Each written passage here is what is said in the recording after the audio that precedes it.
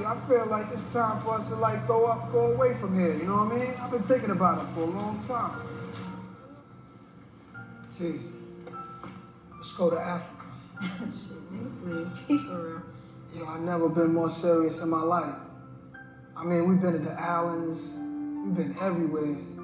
Who says we can't go to Africa? That's all we ever talk about. That's our dream, to go to our homeland, where our roots are. In this fall, I'm going to take my talents to South Beach. We're taking our talents to Africa. What? To Africa. What? To Ghana. What? What? Oh my God, this is big news.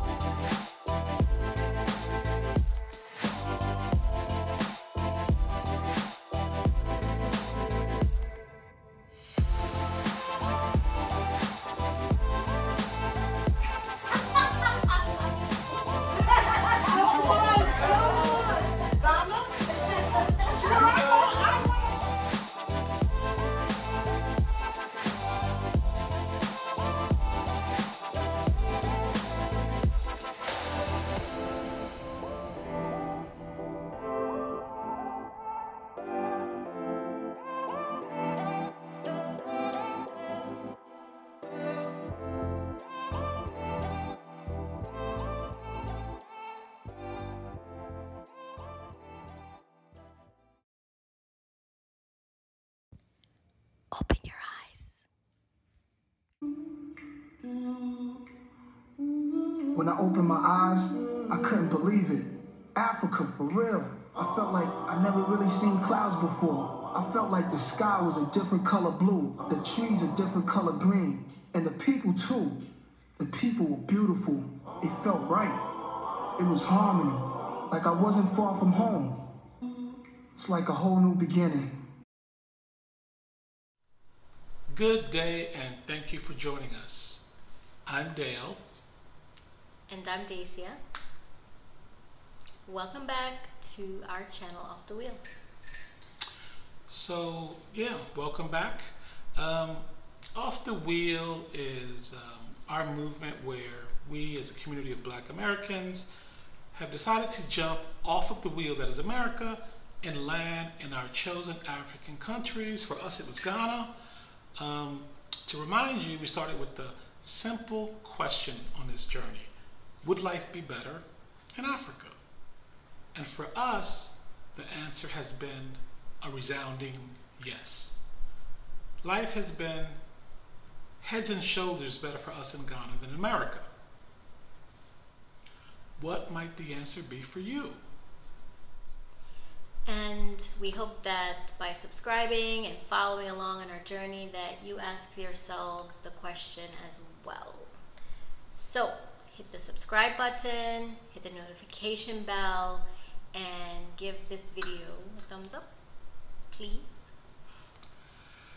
So we're a growing community of like-minded people who want to pool our resources together to make impact in Ghana, support one another.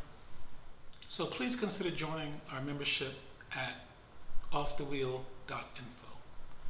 There are tiers for people who aim to network and for information, who are planning to move, and looking to invest collaboratively. And if you're traveling to Ghana, take a look at our Airbnb. We can accommodate everyone from solo travelers up to groups of 12. We provide safe, clean, and spacious apartments for your stay here in Ghana. Visit the link below for more information at www.airbnb.com, etc. Traveling to Ghana? Do we have a stay for you? Off the Wheel is offering modern, comfortable, and safe apartment units, where beyond the usual tourist activities, you have the benefit of a more immersive experience. We provide a unique itinerary to explore local food and neighborhoods, visit nearby beaches, shop markets, and so many other attractions.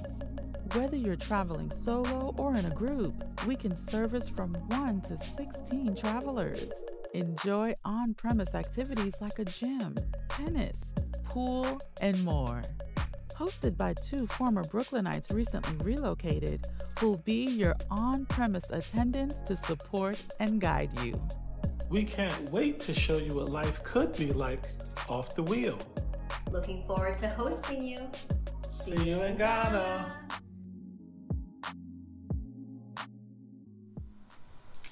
Now on to today's video. For those of you who are visiting Ghana or thinking about moving to Ghana, Ghana can be full of surprises, especially because of the cultural differences. Some of these differences can be cute and charming, while others can be overwhelming and out of left field. Like, for example, foreigners who travel to the States are alarmed by just how loud we are, how easily we talk to strangers, how we always ask for ice in all of our drinks, or when we're out at restaurants getting constant water refills. These are weird things to foreigners, normal to us. So we made this video to give you a heads up on some of the more common differences. In this video, there are 10 things that we were just not prepared for. So we're trying to prepare you. So let's get into it. Number 10, personal space. From where we come from, New York City, personal space is a real thing. You know, boundaries and borders. Basically, if we can touch you, you're standing too close to us. New Yorkers will often move aside with an attitude if people get too close. We also have the ability to know when personal space intrusion has to be tolerated, like on a crowded New York City subway, for example. But other than that, you got to back up off of us. Ghanaians, they have a different range for personal space, meaning there are no boundaries. We have seen this in the supermarket where someone is riding me like a camel in the line. Or sometimes we've been in a supermarket and people just jumped up in front of us because you're trying to give space to the person in front of you, but to a Ghanaian, it looks like you're standing in the middle of the supermarket, not in line. Yeah, that felt really strange to me, standing so close to someone. And even with the 2 years of COVID and working in a hospital, I feel like I've been conditioned to expect spacing. Anyway, number 9, getting prices for services or for work that's done. So Ghanaians we've experienced in so many situations do not give prices for their work. Yeah, in the States, in New York City, we're so used to having prices displayed loud and clear so that we can cost compare, so that we can evaluate and determine value. What we've encountered here are that people who do great work but often underestimate their value. So many times they will go through a lengthy exercise to allow a person to come to the conclusion of what they should be charging. He'll start with something like, how much do you make it a day on average doing this work? Then what are your daily expenses? Then there are also experiences where no cost for work is given. We put a price out and then we're told, no, that's not enough. So if you know your price, let's start with that first so that we can negotiate. These situations, mainly occur with like in handyman type of situations, work that you want done around the house. For example, a guy working, putting up our curtain rods wouldn't give us a price. We gave him a price. We were then told, oh no, I can't, that's too low. Another, we found an Uber driver. willing to do private transport work. We took almost 20 minutes, actually it took Dale almost 20 minutes guiding the driver to determine his price. So we weren't prepared for these types of situations, but as we get more experience, it will hopefully get a little bit easier for us. The next one is number 8. Pumping gas at the fuel station or petrol station. So although I've lived in New Jersey where drivers do not pump their own gas, in New York, however, drivers almost always pump unless it's like a full service gas station. And I think Oregon is the only other state in America besides Jersey where you pump your own gas.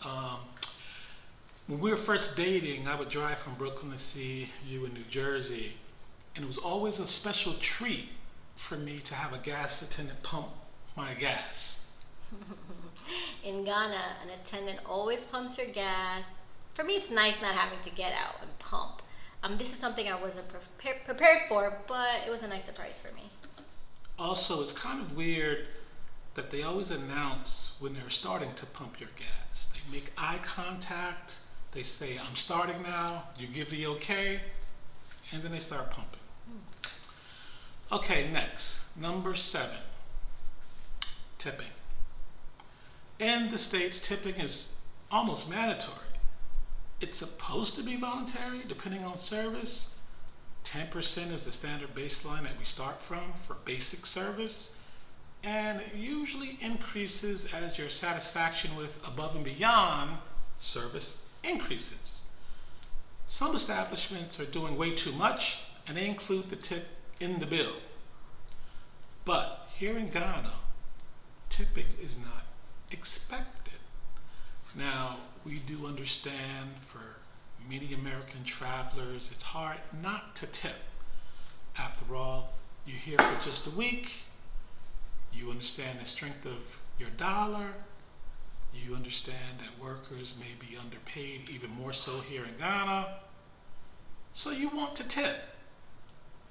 But if you're living here, you're definitely not expected to tip. If you're visiting, please know that tipping is optional, and many of our Ghanaian friends are adverse to you tipping. So number 6, I think this was my biggest surprise of all that I wasn't prepared for. So egg, feathers, and more on eggs when you're buying it. So in Ghana here, I sound Ghanaian. No, I'm just kidding. Anyway, we buy eggs most of the time from, the street vendors, the local street vendors, and these eggs are sold on egg crates, usually like 30 per crate. But you buy any quantity you want is fine. Now, usually in the States, eggs are 12 per container.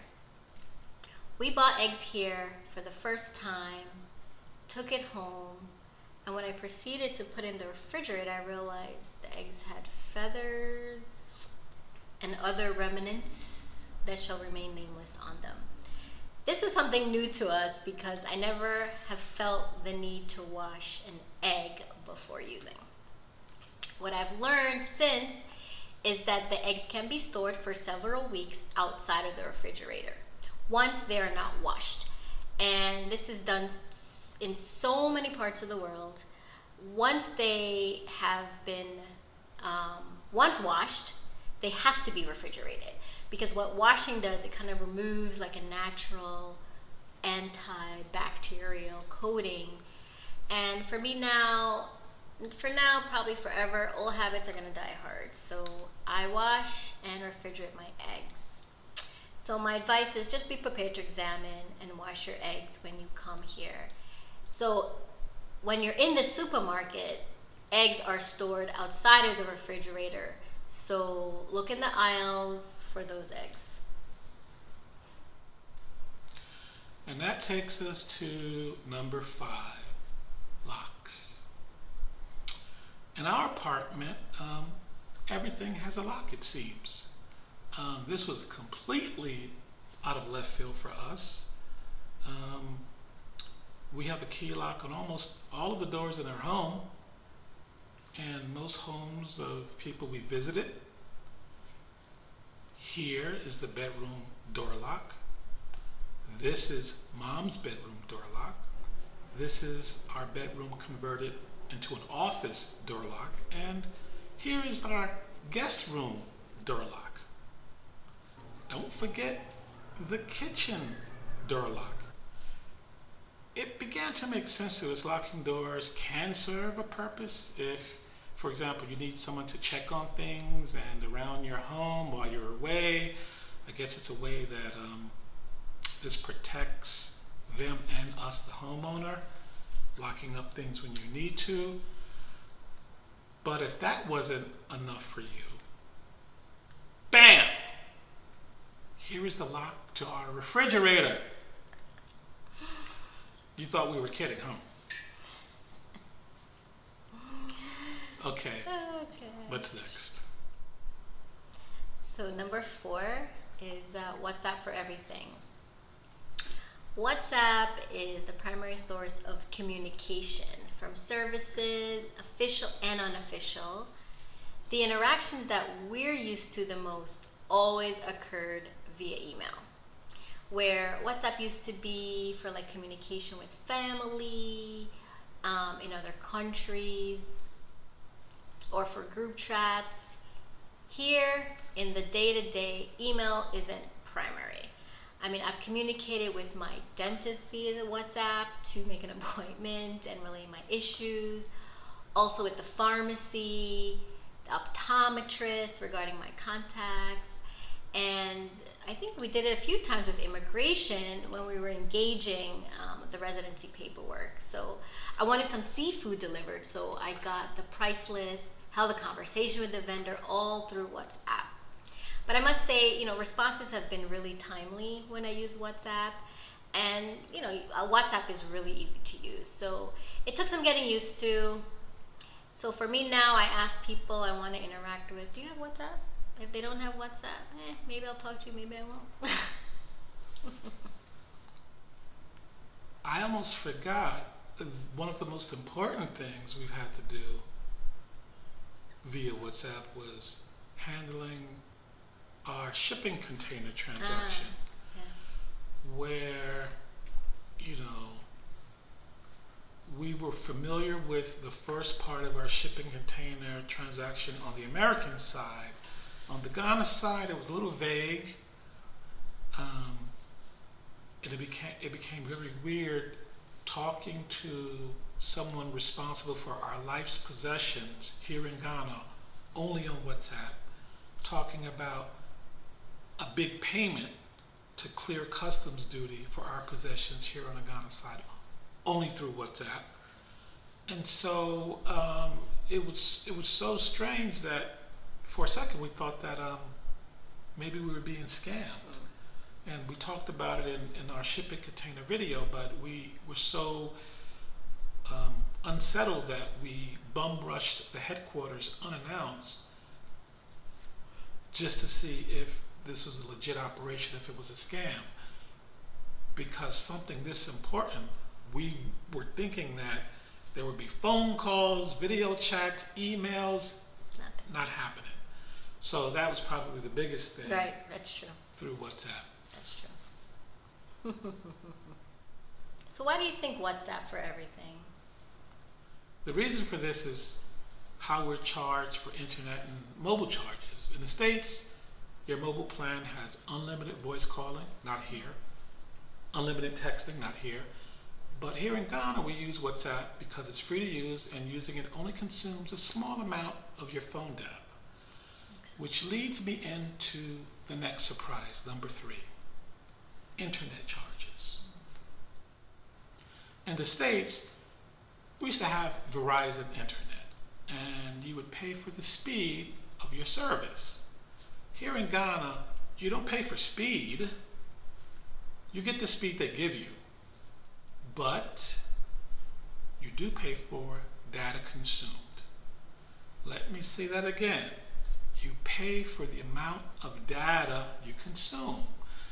I I learned this the hard way as I was uploading one of our YouTube videos in 4K and bankrupted all of our internet data. Went to zero.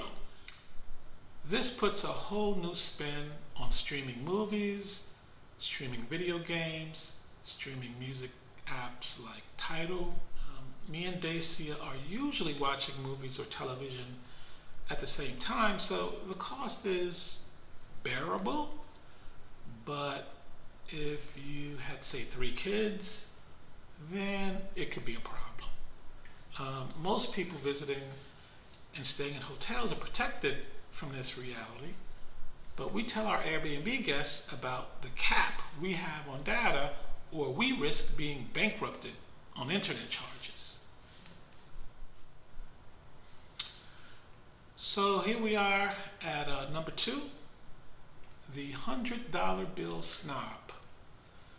One of the first things you have to do upon arrival here is convert your money, USD, into Ghana cedis. You can do this at the airport, the mall, currency kiosks around the country, but all US dollars aren't accepted. To get the maximum value on your conversion, only the brand new dollars are accepted. We learned this the hard way, that there are 3 basic $100 bills. Take a look. This top one is the newest bill and gets you the highest conversion. The second bill is accepted, but gives you about a 25% reduction in conversion value. This third one is barely accepted and will give you about a 50% conversion value. Denominations other than $100, let's say 50, 20, or 10, these are usually accepted in the black market at a severe discount. So what's the takeaway here? Bring only the best crisp $100 bills, or risk not being able to convert your money. And the newest $100 bills too. It has to be a certain year on the $100 bills. If it's too old, they won't accept it. Okay, so Dacia, what's the grand finale? The grand finale, number 1, is STOPLIGHT shopping. We love STOPLIGHT shopping. We love it. I have to say, I remember when we first arrived and we were at the light, I rolled up my windows, mainly because I, brought my New York City trauma with me. So our natural instinct as a New Yorker is always security first. So as the vendors, aka hawkers, as they're known here in Ghana, I did it again. As they would pass, I would barely make eye contact. What we expected to see, normally people selling on the street would be like car chargers, snacks, water, things you'd expect to want while, maybe sitting in traffic. And those were plentiful. But what we also saw were plantain chips, which easily became my favorite, tiger nuts, cashews, cheese balls. But what I didn't expect were things like wall clocks, fedoras, boiled eggs, full-length maps of Ghana selling on the street. At first, we were afraid to even open our window or make eye contact, or for that matter, move our mouths, because even if you whisper the product or mouth the product that you're looking at, a vendor will be at your window in 2 seconds trying to sell you. Oh my God. And the pillows and toilet paper. I mean, it's so convenient. We try to walk with small change all the time when driving so that we can quickly get our supplies. So now after almost 7 months, a little over 7 months in Ghana, we cannot wait to see what's at the stoplight. We make our list. We're like, I gotta look for this, I gotta look for that. So we keep our eyes out. So it's actually become a really welcome interaction for us. And it's cost effective because they don't charge the 25% in total taxes that commercial stores charge. Right. So that wraps up this video. These are the things you should be prepared for when visiting or if you're moving here. There might be another 20 things we could have listed, but these stood out to us. We want to thank you all for watching, and don't forget to follow us and to like this video. In our upcoming videos, I will be giving you guys an update on our evaluations and actual investments around agriculture, yams, rice, snails, transport, and real estate. So look out for that. Don't forget to join our membership if you're interested in what we're standing for. And also to book our Airbnb, this is our link.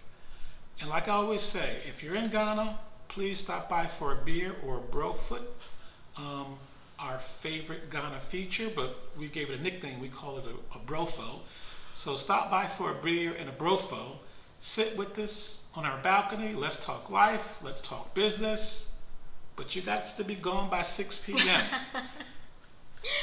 See you next time. Thank you for stopping by.